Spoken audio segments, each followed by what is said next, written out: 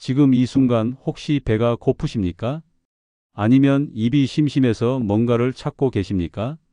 그런데 만약 지금 드시는 그 한 입이 여러분의 혈당을 무너뜨리고 지방을 쌓이게 만들고 결국 건강을 더 멀어지게 만든다면 어떠시겠습니까? 반대로 같은 상황에서 딱 하나만 바꿔도 혈당이 안정되고 체중이 줄어들고 몸이 가벼워질 수 있다면요? 이 영상이 바로 그 갈림길에 대한 이야기입니다. 많은 분들이 이렇게 말씀하십니다. 나는 밥도 줄였고 단 것도 거의 안 먹는데 왜 혈당은 계속 오르고 왜 살은 빠지지 않을까요? 그 이유 생각보다 단순합니다. 문제는 식사가 아니라 간식입니다. 우리는 배가 고플 때 혹은 스트레스를 받을 때 혹은 그냥 습관처럼 무언가를 입에 넣습니다. 그 한 번의 선택이 하루 혈당을 흔들고 그 하루가 쌓여 몸의 대사를 완전히 바꿔버립니다. 연구에 따르면 사람의 혈당은 식사보다 오히려 식사 사이에 먹는 음식에 더 크게 영향을 받는 경우도 있습니다. 그런데 더 놀라운 사실이 있습니다. 간식을 끊는 것이 정답이 아니라 간식을 바꾸는 것이 훨씬 더 효과적일 수 있다는 것입니다. 이건 단순히 먹고 참는 문제가 아닙니다. 여러분의 몸은 배고픔을 참으라고 설계된 것이 아니라 올바르게 반응하도록 설계된 시스템입니다. 배가 고픈 것은 몸이 망가졌다는 신호가 아니라 에너지를 필요로 한다는 자연스러운 신호입니다. 문제는 그 신호에 어떻게 응답하느냐입니다. 같은 배고픔에도 어떤 사람은 혈당이 안정되고 어떤 사람은 혈당이 급격히 오릅니다. 같은 간식을 먹어도 어떤 사람은 살이 빠지고 어떤 사람은 더 찌게 됩니다. 이 차이를 만드는 것은 의지가 아니라 선택의 구조입니다. 여러분이 지금까지 들으셨던 이야기들은 대부분 이렇습니다. 간식은 나쁘다. 참아야 한다. 먹으면 안 된다. 하지만 수많은 연구를 분석한 결과 이 말은 절반만 맞습니다. 정확하게 말하면 잘못된 간식은 해롭지만 올바른 간식은 오히려 몸을 회복시키는 도구가 될 수 있습니다. 여기서 중요한 질문이 하나 생깁니다. 그렇다면 어떤 간식이 우리 몸을 살리고 어떤 간식이 우리 몸을 망가뜨릴까요? 그리고 더 중요한 질문이 있습니다. 같은 간식이라도 언제 먹느냐에 따라 왜 전혀 다른 결과가 나올까요? 이 질문에 대한 답을 알게 되면 여러분은 더 이상 배고픔 때문에 흔들리지 않게 됩니다. 그리고 간식 때문에 건강을 잃는 일이 아니라 간식을 통해 건강을 되찾는 방향으로 완전히 바뀌게 됩니다. 오늘 이 시간에는 그 답을 아주 구체적으로 알려드리겠습니다. 단순히 음식 이름만 알려드리는 것이 아닙니다. 왜 그것이 좋은지, 언제 먹어야 하는지, 얼마나 먹어야 하는지, 그리고 무엇보다 여러분의 몸 안에서 어떤 변화가 일어나는지까지 쉽고 명확하게 설명드리겠습니다. 이건 치료 이야기가 아닙니다. 여러분의 삶을 다시 회복시키는 과학의 이야기입니다. 그리고 분명하게 말씀드립니다. 지금 이 영상을 끝까지 들으신 분과 그렇지 않은 분의 건강의 방향은 앞으로 완전히 달라질 수 있습니다. 그 차이는 단 하나입니다. 아는 것과 실천하는 것, 그리고 그 시작은 오늘 바로 지금입니다. 이제부터 여러분의 몸을 바꾸는 간식의 기준을 하나씩 풀어드리겠습니다. 이제부터는 조금 더 중요한 이야기를 드리겠습니다. 많은 분들이 간식을 문제라고 생각합니다. 그래서 이렇게 말씀하시죠. 나는 간식을 끊어야 한다. 먹으면 안 된다. 참아야 한다. 그런데 연구에 따르면 이 접근 방식은 오히려 실패할 가능성이 더 높습니다. 왜냐하면 배고픔을 억지로 참는 행동은 결국 더 큰 폭식으로 이어지기 쉽기 때문입니다. 그리고 더 중요한 이유가 있습니다.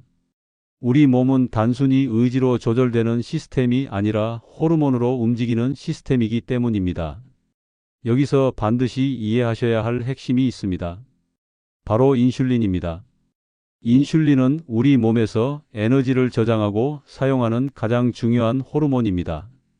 식사를 하면 인슐린이 올라가고 공복이 되면 인슐린이 내려갑니다. 이 과정에서 몸은 지방을 태우기도 하고 혈당을 안정시키기도 합니다. 그런데 문제는 이 자연스러운 흐름을 우리가 간식으로 끊어버린다는 것입니다. 특히 당이 많은 간식을 먹게 되면 몸은 이렇게 반응합니다. 인슐린이 다시 급격히 올라가고 지방 연소는 멈추고 혈당은 빠르게 흔들리기 시작합니다. 이 상태가 반복되면 몸은 점점 더 예민해집니다.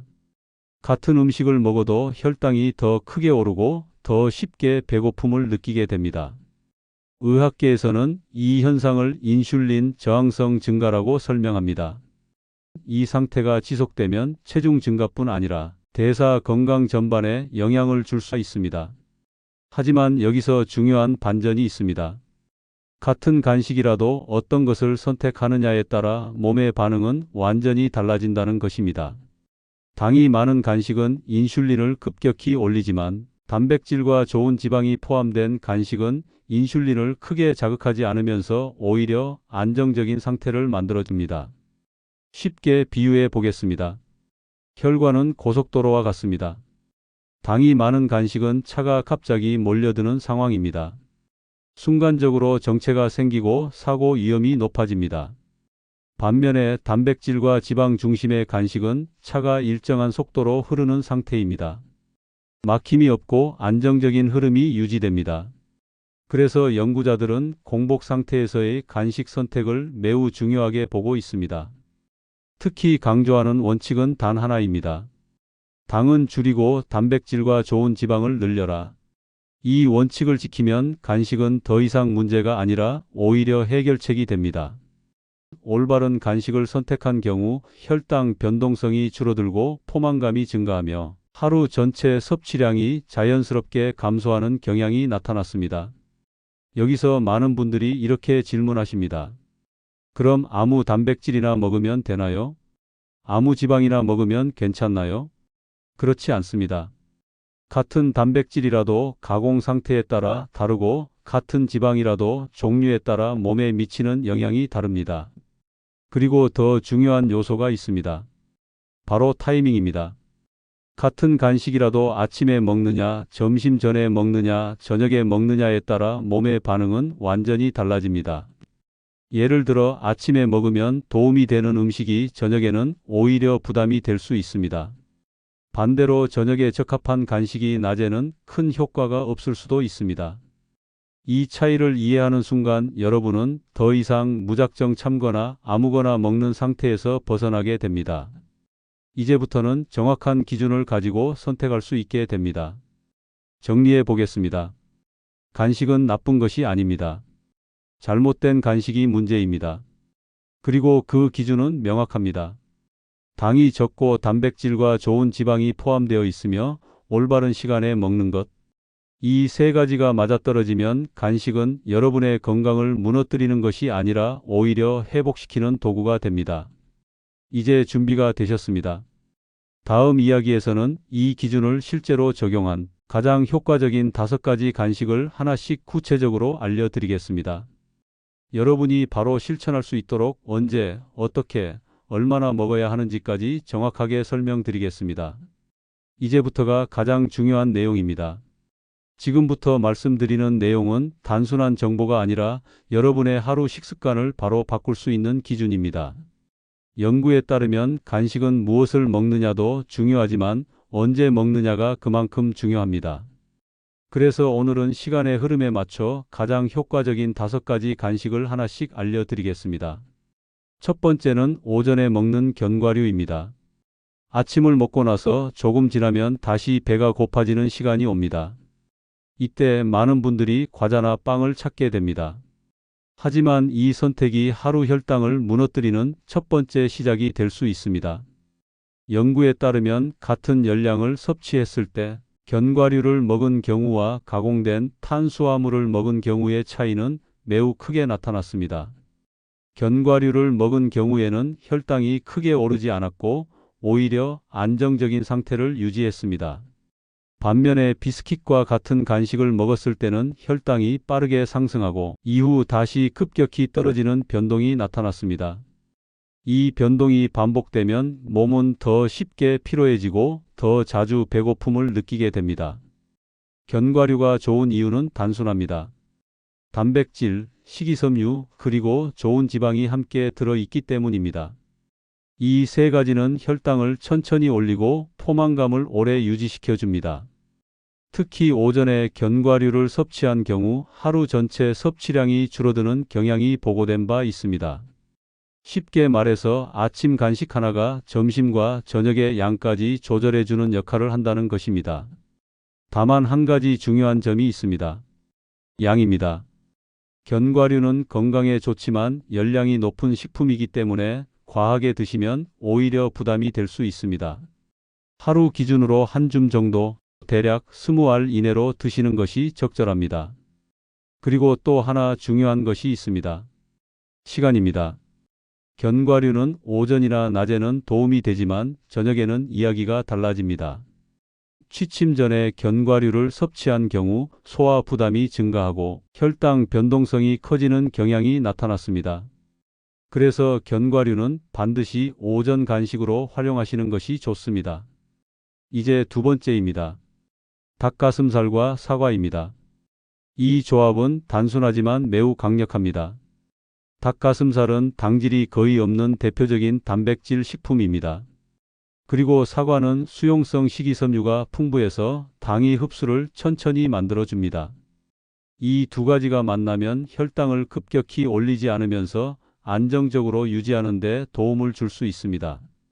여기서 중요한 포인트는 먹는 타이밍입니다. 사과를 단순히 간식으로 먹는 것보다 점심 식사 전에 먹었을 때 훨씬 더 좋은 결과가 나타났습니다. 특히 점심 식사 30분 전에 사과를 섭취한 경우 식사 이후 혈당 변동이 줄어드는 경향이 보고된 바 있습니다. 이유는 간단합니다. 미리 섬유질을 공급해 주면 이후 들어오는 음식의 흡수 속도가 느려지기 때문입니다. 닭가슴살은 어느 시간에 드셔도 비교적 안정적입니다. 하지만 사과와 함께 점심 전에 드신다면 혈당 관리에 더욱 도움이 될 수 있습니다. 이 조합은 식사 전 준비 운동과 같습니다. 몸을 미리 안정된 상태로 만들어 놓고 식사를 받아들이게 하는 것입니다. 이제 세 번째입니다. 카카오 함량이 높은 다크 초콜릿입니다. 많은 분들이 놀라십니다. 초콜릿이 건강에 도움이 될 수 있다는 사실이 익숙하지 않기 때문입니다. 하지만 연구에 따르면 카카오 함량이 높은 초콜릿은 전혀 다른 식품입니다. 여기서 핵심은 카카오 함량입니다. 당이 많이 들어간 일반 초콜릿이 아니라 카카오 비율이 높은 제품을 선택해야 합니다. 이런 초콜릿에는 플라보노이드라는 항산화 물질이 풍부하게 들어 있습니다. 이 성분은 염증을 낮추고 혈관 기능을 개선하며 혈당 변동을 완화하는 데 도움이 될 수 있습니다. 특히 여러 연구를 종합한 결과 일주일에 한 번에서 3번 정도 적정량을 섭취했을 때 대사 건강에 긍정적인 변화가 나타나는 경향이 확인되었습니다. 다만 여기서 가장 중요한 것은 양과 빈도입니다. 많이 먹는 것이 아니라 적절하게 나누어 드시는 것이 중요합니다. 한 번에 약 30g 정도 이 범위를 넘지 않는 것이 좋습니다. 이제 네 번째입니다. 요거트와 그릭 요거트입니다. 오후가 되면 몸이 지치고 당기는 음식이 많아지는 시간이 옵니다. 이때 달콤한 간식을 찾게 되면 저녁까지 영향을 미치게 됩니다. 하지만 요거트는 다른 결과를 만들어냅니다. 오후에 요거트를 섭취한 경우 저녁 식사 전까지 포만감이 유지되는 시간이 약 2시간 40분 정도 지속된다고 합니다. 이 말은 불필요한 간식을 줄이고 저녁 과식을 예방하는 데 도움이 될 수 있다는 의미입니다. 또한 요거트에는 단백질과 함께 프로바이오틱스가 포함되어 있습니다. 이 성분은 장 건강을 돕고 대사 기능에도 긍정적인 영향을 줄 수 있습니다. 혈당 측면에서도 요거트는 비교적 안정적인 식품입니다. 천천히 흡수되기 때문에 급격한 변화를 만들지 않습니다. 그래서 오후 간식으로 가장 활용하기 좋은 선택 중 하나입니다. 이제 마지막 다섯 번째입니다. 저녁에 배가 고플 때의 선택 치즈입니다. 사실 저녁에는 간식을 먹지 않는 것이 가장 좋습니다. 하지만 현실은 다릅니다. 많은 분들이 잠들기 전 배고픔을 느끼고 결국 무언가를 드시게 됩니다. 이때 무엇을 선택하느냐가 다음 날 아침 상태를 결정합니다. 연구에 따르면 취침 전 다양한 간식을 비교했을 때 치즈가 가장 안정적인 결과를 보였습니다.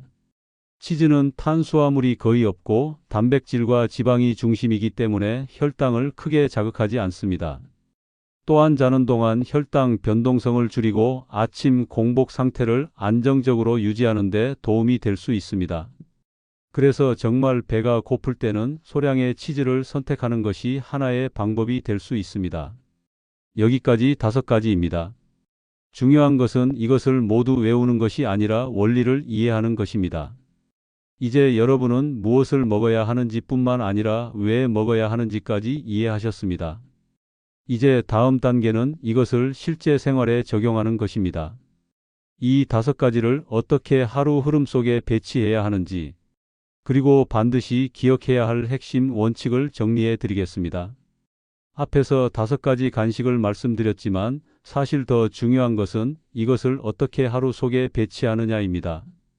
같은 음식을 먹어도 순서와 타이밍이 바뀌면 결과는 완전히 달라집니다.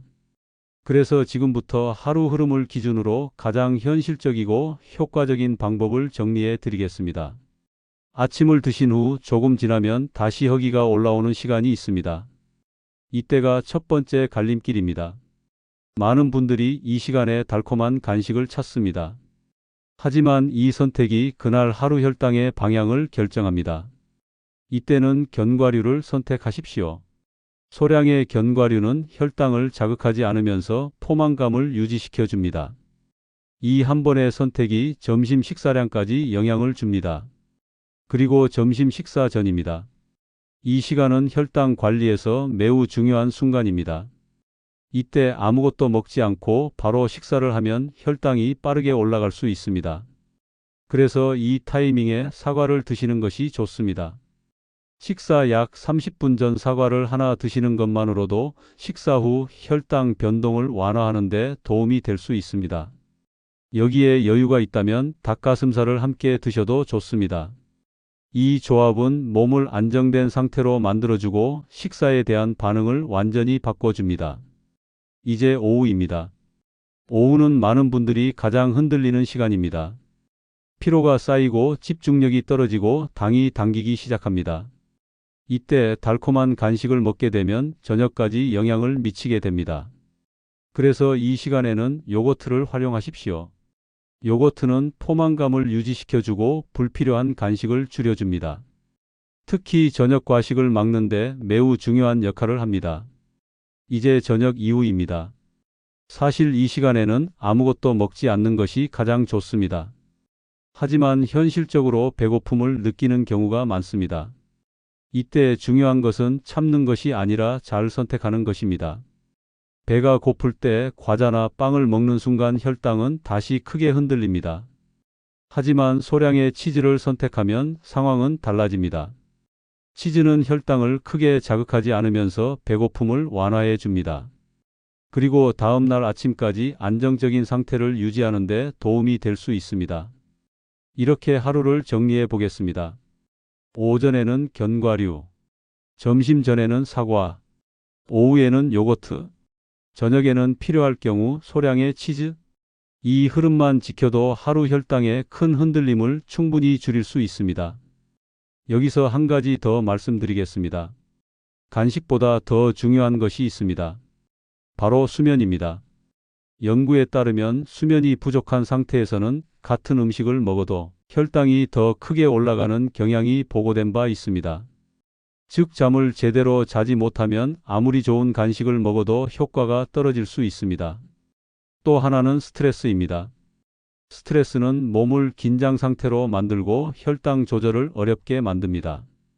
그래서 간식과 함께 수면과 스트레스 관리까지 함께 고려해야 합니다. 이 모든 내용을 아주 간단하게 정리해 드리겠습니다. 복잡하게 생각하지 마십시오. 딱 3가지만 기억하시면 됩니다. 당은 줄이고 단백질과 좋은 지방은 늘리고 먹는 시간을 지켜라. 이 3가지만 실천해도 몸은 분명히 달라지기 시작합니다. 여러분의 몸은 생각보다 훨씬 정직합니다. 올바른 신호를 주면 반드시 그에 맞게 반응합니다. 이제 남은 것은 단 하나입니다. 실천입니다. 다음 마지막 이야기에서는 여러분이 바로 행동으로 옮길 수 있도록 확신과 방향을 드리겠습니다. 이 변화는 어렵지 않습니다. 하지만 시작하지 않으면 절대 일어나지 않습니다. 여러분, 이제 중요한 질문 하나 드리겠습니다. 지금까지 내용을 들으시면서 좋은 정보다라고 생각하셨습니까? 아니면 오늘부터 해봐야겠다라고 느끼셨습니까? 이 두 생각의 차이는 작아 보이지만 결과는 완전히 다르게 나타납니다. 연구에 따르면 건강 정보는 많이 아는 것보다 단 하나를 실천하는 것이 훨씬 더 큰 변화를 만든다고 합니다. 여러분은 이미 충분히 알고 계십니다. 무엇을 먹어야 하는지, 언제 먹어야 하는지, 왜 그렇게 해야 하는지까지. 이제 남은 것은 오직 하나입니다. 지금 이 순간의 선택입니다. 오늘 오후 배가 고플 때 과자를 선택할 것인지, 요거트를 선택할 것인지, 오늘 밤 출출할 때 아무거나 먹을 것인지, 조금 더 신중하게 선택할 것인지, 이 작은 선택이 내일 아침 몸 상태를 바꾸고 그 내일이 쌓여 여러분의 삶을 바꾸게 됩니다. 여러분의 몸은 절대 여러분을 배신하지 않습니다. 다만 여러분이 어떤 선택을 하느냐에 따라 다르게 반응할 뿐입니다. 의학계에서는 아주 흥미로운 사실이 보고된 바 있습니다. 생활 습관을 단 하나만 바꿔도 대사 건강의 방향이 달라질 수 있다는 것입니다. 그 한 가지가 오늘 이 영상에서 말씀드린 간식일 수도 있습니다. 거창하게 시작할 필요 없습니다. 내일부터가 아니라 지금부터입니다. 오늘 하루 딱 한 번만 선택을 바꿔 보십시오. 그 한 번이 생각보다 큰 변화를 만듭니다. 그리고 이렇게 한번 마음속으로 또는 댓글로 남겨보시기 바랍니다. 나는 오늘부터 간식을 바꾸겠습니다. 이 한 문장은 단순한 다짐이 아니라 여러분의 행동을 바꾸는 시작점이 됩니다. 여러분, 건강은 특별한 사람만 만드는 결과가 아닙니다. 작은 선택을 꾸준히 반복하는 사람이 결국 만들어내는 결과입니다. 오늘 말씀드린 내용을 모두 완벽하게 하실 필요 없습니다. 딱 세 가지만 기억하십시오. 당은 줄이고 단백질은 늘리고 시간을 지키는 것. 이 세 가지만 실천해도 여러분의 몸은 분명히 변화를 시작합니다. 그리고 그 변화는 생각보다 빠르게 느껴지실 수 있습니다. 몸이 가벼워지고 배고픔이 줄어들고 혈당의 흔들림이 줄어드는 것을 스스로 느끼게 되실 것입니다. 이건 치료의 이야기가 아닙니다. 여러분 스스로 몸을 회복시키는 과학적인 방법입니다. 오늘 이 영상이 여러분의 삶을 바꾸는 작은 계기가 되기를 바랍니다. 도움이 되셨다면 구독과 좋아요로 함께해 주시고 앞으로도 실천할 수 있는 건강 이야기를 계속 전해드리겠습니다. 그리고 마지막으로 여러분의 다짐을 댓글로 남겨주십시오. 나는 오늘부터 간식을 바꾸겠습니다. 여러분의 그 한 줄이 여러분의 삶을 바꾸는 시작이 됩니다. 감사합니다.